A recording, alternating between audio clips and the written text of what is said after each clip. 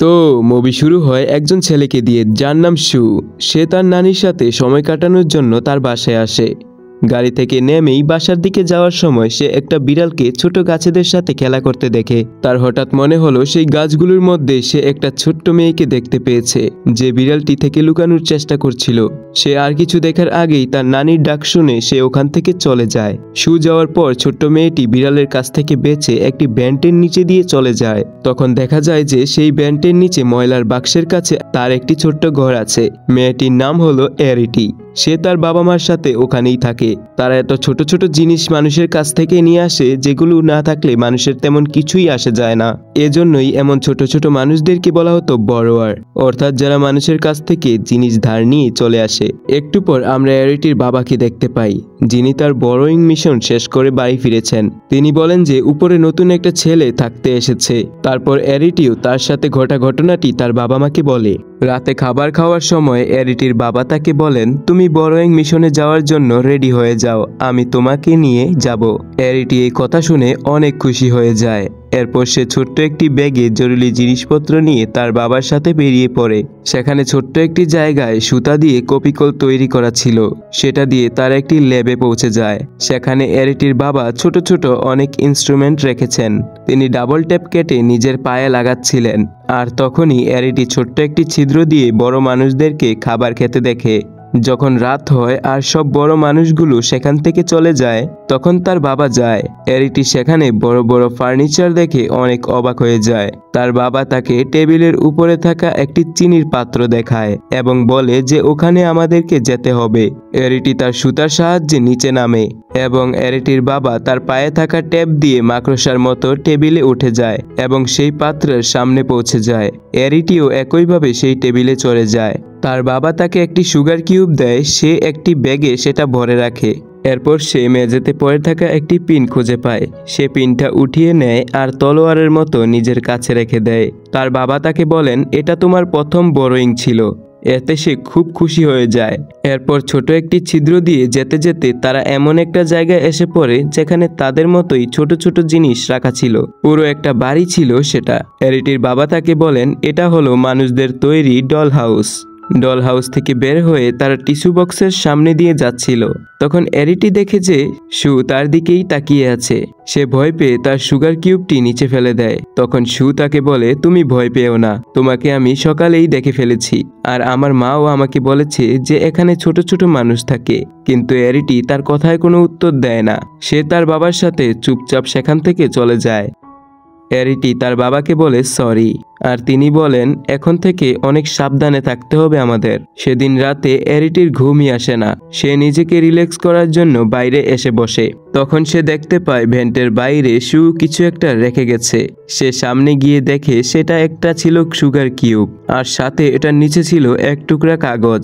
Arête sugar কিউবটি উঠিয়ে নেয়, কিন্তু সেই কাগজটা নিবে নাকি নিবে না এটা চিন্তা করতে করতে এটা ফেলে দেয় আর না নিয়েই চলে যায়। এরপর তার প্যারেন্টস তাকে বলে, এখন আমাদের এই জায়গা ছেড়ে অন্য কোথাও যেতে হবে, হয়তো মানুষেরা আমাদের কথা জেনে গেছে। এতে এরিটির মা অনেক চিন্তিত হয়ে পড়ে। তার বাবা বলে, কিছুদিন আমাদের বড়োয়িং বন্ধ রাখতে হবে। আমরা বাইরে না গেলে কেউ আমাদেরকে দেখবে না, আর কিছুদিনের মধ্যেই এখান থেকে আমরা চলে যাব। কিছুক্ষণ পর এরিটি সুগার কিউবের সামনে গিয়ে দেখে সেটার উপর অনেক পিঁপড়া এসে পড়েছে। এরপর সে ওই কাগজটা উঠিয়ে দেখে সেটাতে লেখা আছে ইউ ফরগট সামথিং। সে কাগজটা শুকে দেওয়ার জন্য জানলার সামনে সেটাকে রেখে আর সে বলে, প্লিজ আমাকে আমার পরিবারকে একা ছেড়ে দাও। শু তাকে বলে, আমি তোমার সাহায্য করতে চেয়েছিলাম, আর এখন আমি তোমাকে দেখতে চাই। কিন্তু এরিটি এখানে ঘাবড়ে যায়। এর মধ্যেই একটা কাক এসে তার উপর হামলা করে। শু তাকে বাঁচানোর জন্য জানলার সামনে যায়।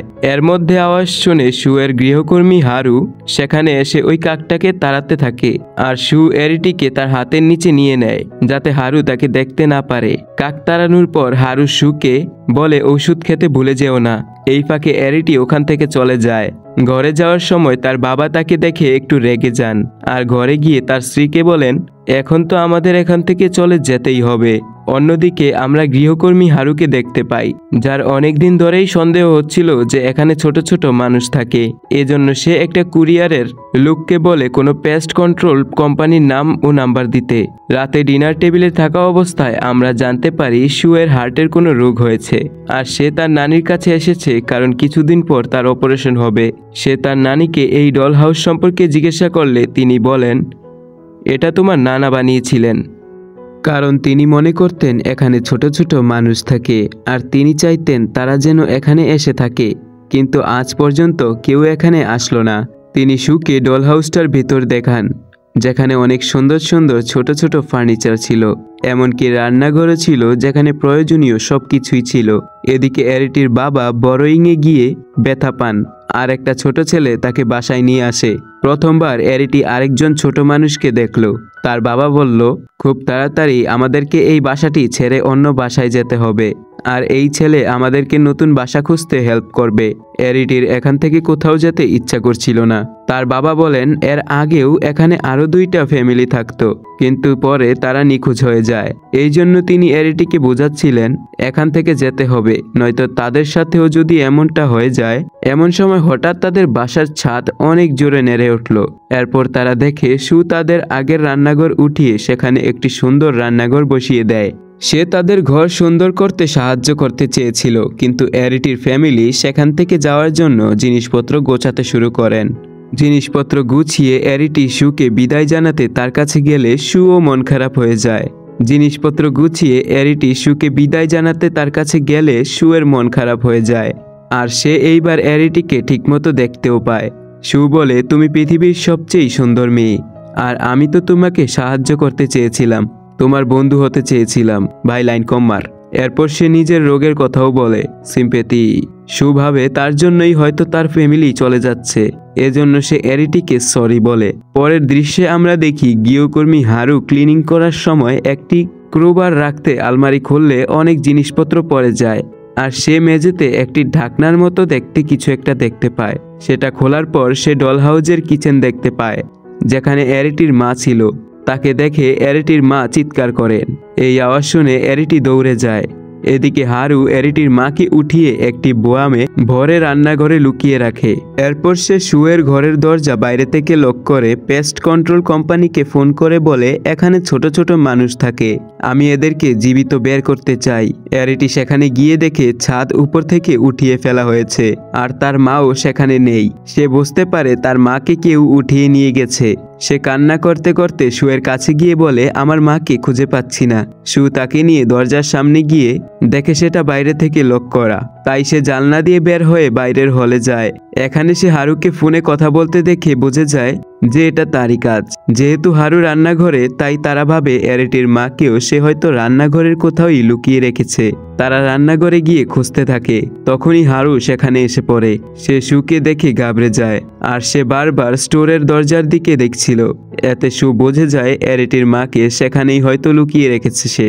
শু হারুকে খাবার বানাতে বলে এবং সে অ্যারিটিকে ইশারা দেয় স্টোরের দিকে যাওয়ার জন্য। এখানে সে একটি রশির সাহায্যে নিচে নামে, তারপর স্টোর রুমের দিকে যাওয়ার প্রস্তুতি নেয়। এরপর অনেক কষ্ট করে সে ওইখানে পৌঁছে যায়। অ্যারিটি স্টোরে গিয়ে তার মাকে ডাকলে তার মা তাকে আওয়াজ দেয়। সে ওখানে গিয়ে দেখে তার মা একটি বয়ামে বন্দী হয়ে আছে। সে ওই পিনটা তলোয়ারের মতো ব্যবহার করে বয়াম থেকে তার মাকে বের করে আনে।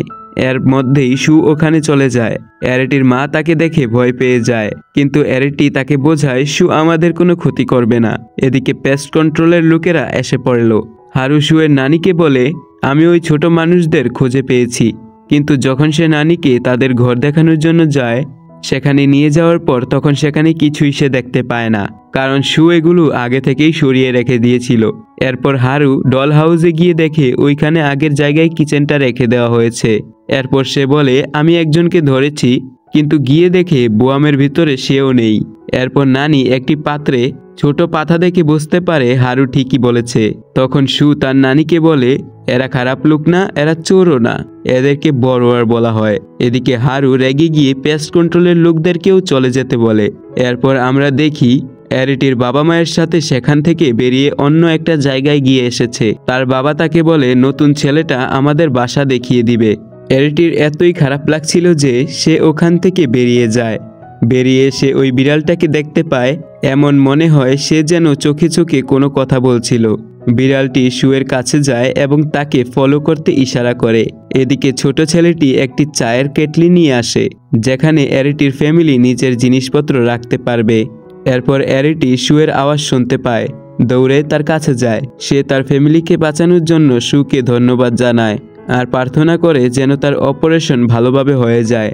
এরপর শু তাকে একটি সুগার কিউব গিফট করে। অ্যারিটি নিজের মাথার ক্লিপ খুলে শুকে গিফট হিসাবে দেয়। এরপর তারা চলে যায় নতুন জীবন শুরু করার জন্য। এরই মাধ্যমে মুভিটি শেষ হয়ে যায়। এখানে আমাদের বড় ভাই একটু বন্ধুত্ব পাতার চেষ্টা করতেছিল, কিন্তু হইল না।